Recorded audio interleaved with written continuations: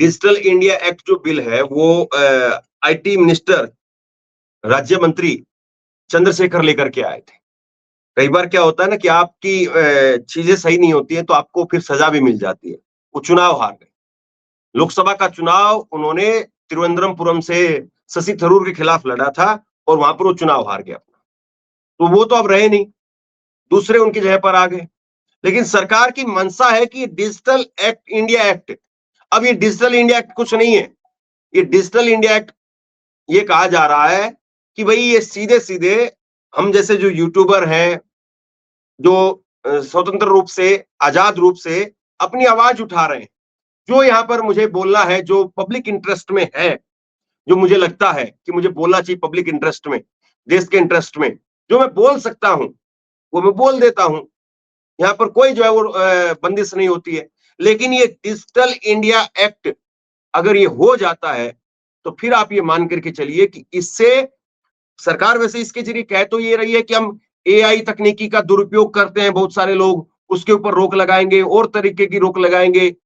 आप गलत तरीके से आप हमेशा रोक लगा सकते हैं। देखिए, अगर मेरी कोई खबर जो है, मेरी अगर खबर कोई गलत होगी तो मैं हमेशा देश के कानून के दायरे में, मैं ऐसा नहीं कि देश के कानून के दायरे से ऊपर उठ करके कभी कोई बात कर सकता हूं। अगर मैंने कभी कोई खबर ऐसी गलत बोली जो देश के खिलाफ है या देश में जो है वो लोगों के हित में नहीं है, तो कभी भी कोई भी व्यक्ति उठा करके एफआईआर करके और मुझे कानून के शिकंजे के अंदर ले सकता है।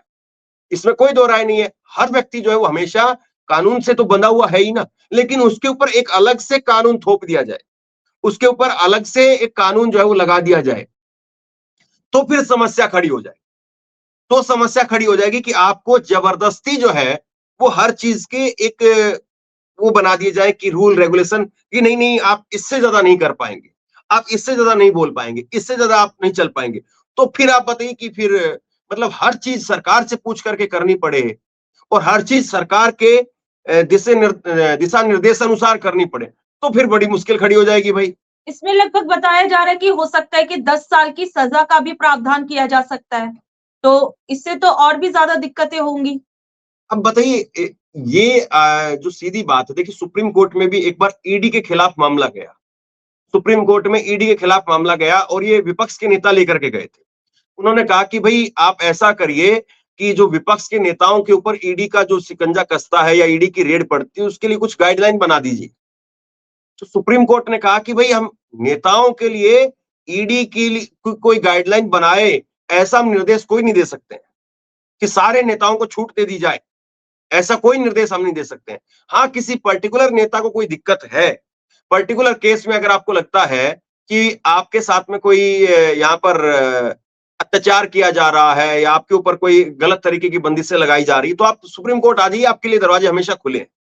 अब कुछ इसी तर्ज पर आप इसको समझिए कि भाई आप ऐसे ऐसे प्रावधान लेकर के आ जाए इसमें 10 साल के लिए, ये आप जो है इसमें और कड़े प्रावधान लेकर के आ जाएं। तो फिर इसमें आप ये बताइए कि जो एक पत्रकार का बोलने का जो हक है उसको आप कहीं ना कहीं खत्म कर देंगे। देखिए, इस बात को जरा ऐसे भी समझिए, कई बार ऐसा होता है कि पत्रकार के पास में पुष्ट जानकारी नहीं होती है, मतलब कि पक्की खबर कई बार नहीं होती है। लेकिन कई बार ऐसा होता है कि किसी ने चलते चलते कोई हिंट दे दिया और उस हिंट को पकड़ करके पत्रकार वहां पर स्टोरी की शुरुआत करता है। जैसे किसी मंत्रालय से किसी सोर्स ने, किसी सूत्र ने बता दिया कि ऐसे ऐसे कुछ चल रहा है मंत्रालय, और कोई पत्रकार वहां पर आकर के स्टोरी कर दे, और उस स्टोरी के बाद में ये होता है कि वो जो कहानी सरकार लेकर के आ रही थी या गढ़ रही थी वो रुक जाती, थम जाती, उसको ठंडे बस्ते में डाल दिया जाता कुछ वक्त के लिए कि मामला गर्म हो गया, इसको रोक दीजिए। अब सरकार उसको लपेट सकती है कि ऐसा तो कुछ था ही नहीं, ऐसा तो कुछ हुआ ही नहीं, तुमने यहां पर गलत खबर चला दी। तो अब ये जो है वो ठीक नहीं है, इतनी बंदी से ठीक नहीं है, क्योंकि पत्रकार को कम से कम एक इतनी आजादी तो होनी चाहिए। हाँ, वो देश के खिलाफ कुछ कर रहा है या उसके खबर से कहीं पर जो है वो दंगे फसाद शुरू हो गए, तो फिर मान के चलिए कि हाँ उसके ऊपर जो है कार्रवाई होनी चाहिए। लेकिन उसको बोलने लिखने की आजादी तो कम से कम होनी चाहिए, उसको सवाल पूछने की आजादी तो कम से कम होनी चाहिए, उसको ये आजादी तो होनी चाहिए कि हाँ सरकार ऐसा ऐसा करने जा रही है। अगर कहीं पर ऐसा है तो उसको कम से कम इतनी आजादी तो हो इतना तो उसको जो है खुला स्पेस दिया जाए कि वो लिख बोल सके। ये नहीं हो कि कहीं से उसको भनक लगी। अब पत्रकारों का काम तो भनक से चलता है। जैसे कई बार हमारी खबरें सच होती है, मैं लिख करके फिर आपको बताता हूं कि हमारी फला खबर सच साबित हुई। अब अगर ऐसे में पहले हम खबर नहीं बताएं, पहले हम खबर पर नहीं जाएं या बात नहीं करें, कई बार होता है खबर गलत साबित हो जाती है। लेकिन ऐसा नहीं होना चाहिए ना कि खबर अगर जो है वो सही साबित ना हो तो फिर आप उस पर जो है शिकंजा कसते हैं। और इसके नाम पर क्या कह रहे हैं कि हम एआई तकनीक का अगर कोई दुरुपयोग करता है। आज भी तो अगर आप मोदी जी की कोई वीडियो को गलत तरीके से अगर उसको पेश करते हैं, मान लीजिए कि मोदी जी ने कुछ बात कही नहीं और आपने फोटो मोदी जी की दिखा दी, आवाज जो किसी और की दिखा दी। एआई तकनीक क्या है? वो यही तो है। तो आज भी तो उसके लिए कानून है। आज भी कोई भी व्यक्ति जा करके जिसको भी लगता है कि नहीं भाई ये बात यहां पर गलत कह दी, जाएगा थाने में जाकर के रिपोर्ट लिखवाएगा कि भाई फला चैनल पर फला वीडियो के अंदर फला दिनांक को फला समय पर एक खबर ऐसे से चलाई गई, उस खबर में तथ्य गलत पेश किए गए। या तो वो पत्रकार माफी मांगे, अपनी उस खबर को हटाए, या फिर उसको जो है हम कानूनी कार्रवाई करें। ये एक प्रोसीजर आज है। लेकिन इसके ऊपर, इसके बियॉन्ड जाना तो फिर जो है वो सरकार की मंशा के ऊपर सवाल खड़े कर देता है। और आज जो राज्यसभा के अंदर बहुमत नहीं है, वो कहीं ना कहीं आप ये कह सकते हैं कि सरकार इसमें फंस जाएगी। और इसमें केवल ऐसा नहीं कि पत्रकारों के ऊपर ही बंदिश रहेगी, इसमें विपक्ष के नेताओं पर भी बंदिश है। विपक्ष के नेता भी कई बार जो है प्रेस कॉन्फ्रेंस करते हैं, प्रेस कॉन्फ्रेंस करके कहते हैं कि सरकार जो है वो मलेशिया के साथ में ये वाला एक एग्रीमेंट करने जा रही है, सरकार का मलेशिया के साथ में ये करार होने जा रहा है, हमें ये खबर इस तरह से मिली है। तो वो भी उस दायरे में आ जाएंगे। तो कई सारी चीजें ऐसी हैं, ये बहुत बारीकी में ये एक इसके लिए एक अलग से 1 घंटे का सेशन हो सकता है इंडिया एक्ट पर। और कई बार मैंने पहले भी इस पर खबरें बताई है, जब जब इसको जो है वो इंप्लीमेंट करने की बात होती रही है, तब तब हमने इस पर जिक्र किया है कि सरकार इस पर किस तरीके से जो है वो आगे बढ़ सकती है, और आगे बढ़ेगी तो उसकी क्या-क्या खतरनाक जो है वो फैसले या फिर क्या-क्या खतरनाक पहलू उसके निकल करके सामने आ सकते हैं। कई बार हमने इस पर चर्चा की है, लेकिन अब कम से कम सरकार अल्पमत में है राज्यसभा में, तो इसको जो है वो पास नहीं करा पाएगी, ये आप मान करके चलिए। जी, बिल्कुल। तो अभी जिस तरीके से इस बिल के बारे में बात की, तो अब हम अगले बिल की तरफ बढ़ते हैं, जिसे पास कराने के लिए लगभग जो सरकार है, वो 2019 से तैयारी कर रही है, 2019 से कोशिशें कर रही है। तो ये बिल जो है, ये बीज विधेयक है, जिसका विरोध जो है जब किसान आंदोलन हुआ था, उस समय पर भी हुआ था। तो सर, अब जहां अभी भी किसानों को संतुष्ट सरकार जो है वो नहीं कर पाई है।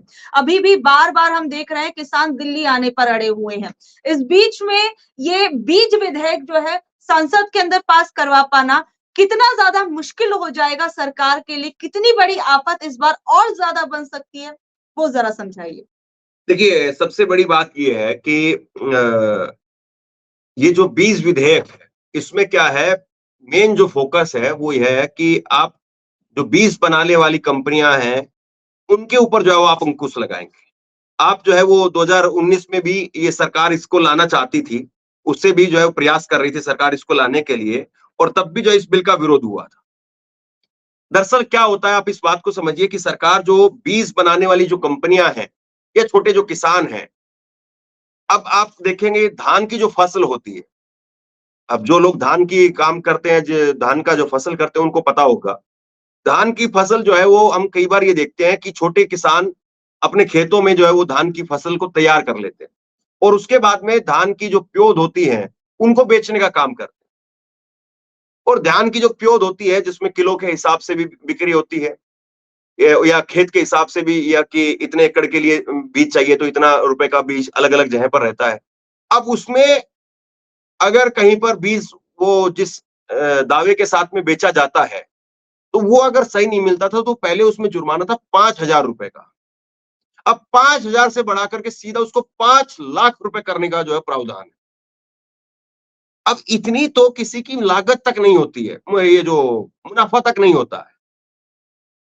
जैसे कि बीज को लेकर के आप ये भी देखें कि कई बार होता है कि गांव देहात में आपस में भी बीज बदली कर लेते हैं कि आपने 306 नंबर गेहूं जो है वो बोया था, तो 306 गेहूं नंबर जो है वो हमको दे दीजिए, वो एक कट्टा गेहूं लेकर के चले जाते हैं, एक बोरी लेकर के चले जाते हैं, फिर अगर वो अपना जो है वो बो लेते हैं। तो ये जो बीज विधेयक है, ये बेसिकली क्या है कि छोटे किसानों के ऊपर और छोटी कंपनियों के ऊपर, उनके ऊपर जो है वो बड़ा एक तरीके से प्रहार हो सकता है।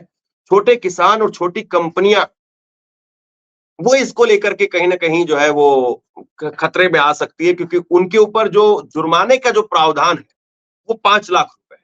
अब इसमें देखिए एक बात और समझिए आप, 5 लाख रुपए जो जुर्माने का प्रावधान है, इसमें एक बहुत बड़ा जो है वो रिश्वत का धंधा शुरू हो जाएगा।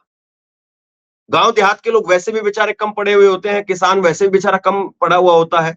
सब नहीं होते लेकिन आमतौर पर।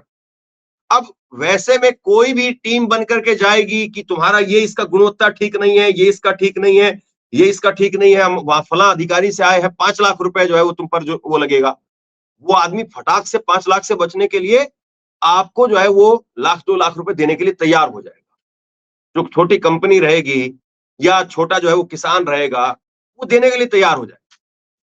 इतनी बड़ी रकम को, जैसे कि अभी जो ट्रैफिक कानून आए थे, ट्रैफिक कानून आए तो ट्रैफिक कानून का भी खूब विरोध हुआ कि भाई आपने इस तरीके के कानून बना दिए कि हेलमेट नहीं है तो 5,000 रुपए का कानून या फाइन, कुछ इस तरीके से अलग अलग फाइन जो है वो बड़े भारी फाइन, 25,000 रुपए तक, सीट बेल्ट एक बार नहीं पहना तो फिर ये फिर वो, ऐसे कर करके। तो उसको लेकर के विरोध हुआ कि भाई ऐसे तो पुलिस वाले से हर कोई सेटलमेंट करने की सोचेगा कि कौन 20,000 रुपए देगा, कौन 5,000 रुपए देगा, चलिए 1,000 रुपए फटाक से देते हैं। चलो 2,000 रुपए का नोट जो है, या 2,000 रुपए जो है वो चार, तो 2,000 का नोट ही बंद कर दिया खैर इन्होंने।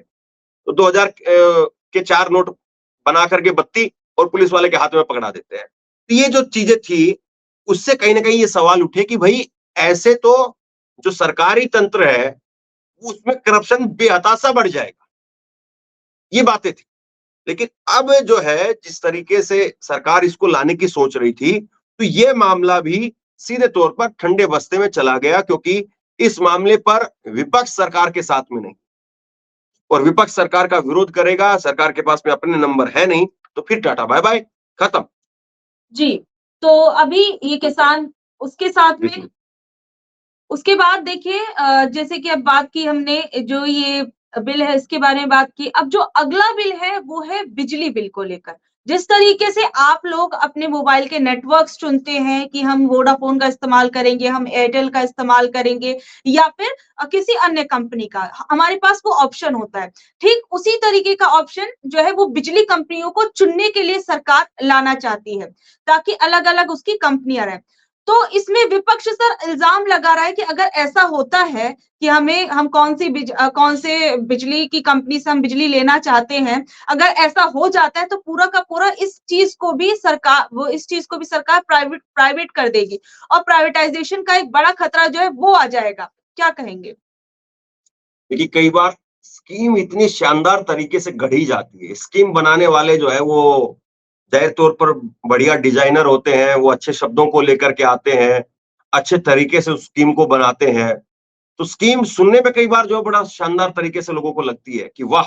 कितनी बढ़िया बात है भई, एयरटेल काम नहीं कर रहा तो जियो में चले जाओ, जियो काम नहीं कर रहा तो बीएसएनएल में चले जाओ, बीएसएनएल काम नहीं कर रहा तो और वोडाफ़ोन में चले जाओ। मतलब आपके हाथ में ऑप्शन है। ऐसे ही जो है स्कीम को पेश किया गया सरकार की तरफ से कि भई आपका जो है वो दिल्ली के अंदर 3 कंपनियां अगर बिजली दे रही है, तो वो एक कंपनी अगर बिजली अच्छा नहीं दे रही तो आप दूसरी कंपनी पर बिजली शिफ्ट कर सकते हैं। एक कंपनी का दाम अगर आपको ऐसा लग रहा है कि वो ज्यादा पैसा आपसे वसूल कर रही पर यूनिट, तो आप दूसरी कंपनी पर शिफ्ट हो सकते हैं। ये आपके पास में आजादी आ जाएगी। ये इस तरीके से स्कीम को पेश किया गया। स्कीम को पेश करने के पीछे ये लॉजिक दिया गया कि कंज्यूमर के पास में, कस्टमर के पास में जो इस्तेमाल करने वाला है, उसको आजादी दे रहे हैं हम कि आपको जो कंपनी ठीक लगती है, उस कंपनी को आप चूज कर सकते हैं, उस कंपनी को आप इस्तेमाल कर सकते हैं।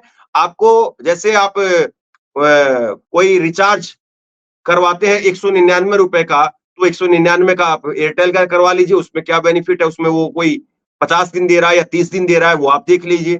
कोई जो है वो 699 में आपको 84 दिन दे रहा है, 90 दिन दे रहा है, वो आप देख लीजिए, और जो आपको ठीक लगता है आप उस पर चले जाइए। अब सुनने में तो देखिए कितना अद्भुत है ये, सुनने में तो लगता है कि वाह! क्या मौज आ जाएगी भाई अपनी तो। जब जो कंपनी नखरे दिखाएगी उसको हटा करके दूसरी में चले जाएंगे। लेकिन आपने देख लिया ना ये मोबाइल कंपनियों ने क्या हालत की। सभी लोगों का एक साथ दाम बढ़ा दिया, सभी ने बढ़ा दिया। अब सब लालची जो है वो एक साथ दाम बढ़ा देंगे, दुकानदार जो बेचारा ग्राहक है वो जाएगा किधर? खरीदार को तो किसी न किसी के पास में जाके कटना ही पड़ेगा। आपने सबने जो है वो अब सब आपने एक तरीके से कह दिया कि भाई चले जाओ बाजार के अंदर और जिस दुकान से जाकर के खरीदना है खरीद लो। अब सब इतने बड़े-बड़े छुरे लेकर के बैठे हैं, तो फिर तो ग्राहक को एक के पास में तो जाकर के गर्दन झुकानी ही पड़ेगी। अब कुछ उसी तरीके से ये है। आपकी मंशा ये है कि आप ग्राहक को आजादी देना चाहते हैं। आपकी मंशा ये है कि आप ग्राहक को सस्ते दामों पर बिजली उपलब्ध करवाना चाहते हैं। मान लीजिए, तो आप ये बताइए जो कंपनियां हैं, मान लीजिए कि 4 कंपनियां हैं, उन चारों कंपनियों को रेगुलेट कर दीजिए, सीधा एकदम। आप 4 कंपनियां हैं, 4 कंपनियों को उठा करके रेगुलेट कर दीजिए कि आप इस दाम से ज्यादा यूनिट नहीं ले सकते हैं, मतलब पर यूनिट आप इस पैसे से ज्यादा चार्ज नहीं ले सकते हैं। टाइट कर दीजिए आप। तो जहां से लीकेज हो रहा है वहां से आप टाइट कर दीजिए ना, पानी आगे नहीं आएगा। आप ये कह रहे हो कि सब अपने अपने घर के आगे दीवार बना लो। हम आपको सीमेंट दे रहे हैं, पत्थर दे रहे हैं, बालू दे रहे हैं, जीरा रोड़ी दे रहे हैं, पानी बह करके आएगा, आप अपने अपने घर के आगे दीवार बना करके सुरक्षित हो जाओ। ये गजब का जो है वो कुतर्क है। जहां पर लीकेज हो रहा है वहां पर आप दीवार बनाइए भैया, जहां पर लीकेज हो रहा है उसको ठीक कीजिए भैया, सबके घर अपने आप सुरक्षित हो जाएंगे।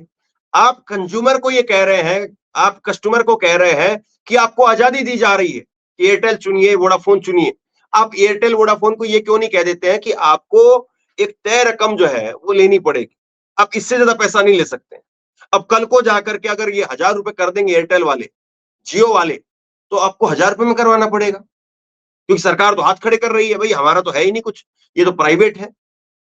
ऐसे डीजल पेट्रोल में जब चुनाव की बात आती है तो सरकार कहती नहीं नहीं हमारे हाथ में कुछ है ही नहीं, ये तो सब जो है वो अंतर्राष्ट्रीय कीमतें तय करती हैं। और जैसे ही चुनाव खत्म तो उसके बाद में सब कुछ बढ़ने लग जाता है, टक टक टक टक टक बढ़ जाता है।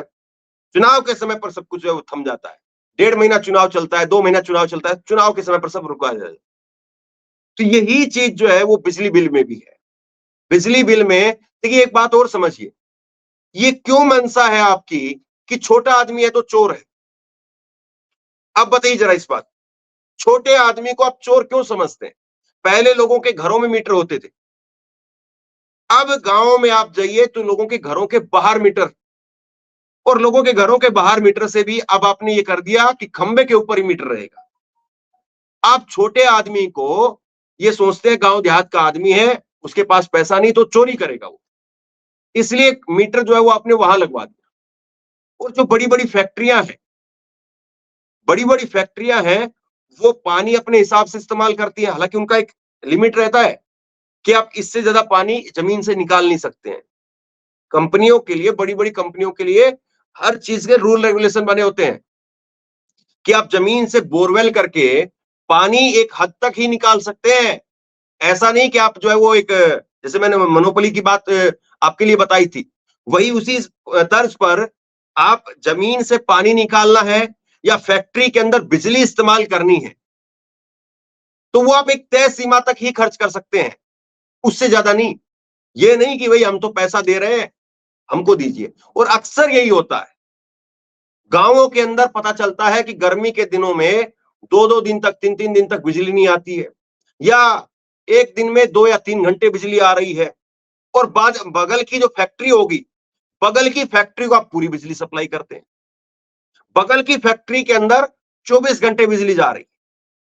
जहां पर बिजली प्रोड्यूस हो रही है, जहां पर बिजली बन रही है, जैसे कि अभी यहां पर आप जाएंगे बहादुरगढ़ से आगे झज्जर, वहां पर एक प्लांट लगाया गया है झाड़ली में, कांग्रेस के टाइम पर वो प्लांट लगा, और उसमें झाड़ली के आसपास के गांवों को आप बिजली ना दो और उठा करके बिजली जो है वो अंबानी की एक फैक्ट्री लगी हुई है, उस अंबानी की फैक्ट्री में बिजली सप्लाई कर दो।